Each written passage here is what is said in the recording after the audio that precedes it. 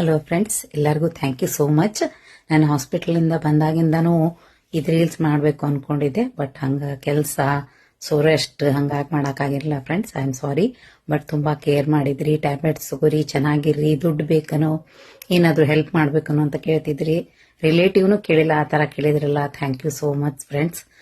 ದೇವ್ರಿಗೆ thank you ಹೇಳಕ್ ಇಷ್ಟಪಡ್ತೀನಿ. ಒಳ್ಳೆ ಫ್ರೆಂಡ್ಸ್ ಕೊಟ್ಟಿದ್ದೀಯಾ ದೇವ್ರಿ ಅಂತ.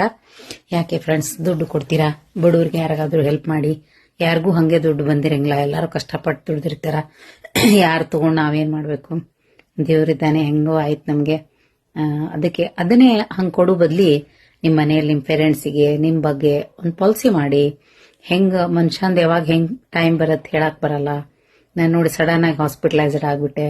ಸೊ ಅವಾಗ ಹೆಲ್ತ್ ಕ್ಲೇಮ್ ಆಗತ್ತಲ್ಲ, ನಿಮ್ಗೆ ಹೆಲ್ಪ್ ಆಗತ್ತೆ, ನಂಗೂ ಹೆಲ್ಪ್ ಆಗತ್ತೆ. ಹಂಗೆ ನಂಗೆ ಹೆಲ್ಪ್ ಮಾಡ್ಬೇಕನ್ನೋ ಮನ್ಸಿದ್ದು ಪಾಲಿಸಿ ಮಾಡಿ ಅಂತ ಹೇಳಕ್ ಇಷ್ಟಪಡ್ತೀನಿ. ಗುಡ್ ನೈಟ್, ಬಾಯ್ ಬಾಯ್ ಫ್ರೆಂಡ್ಸ್.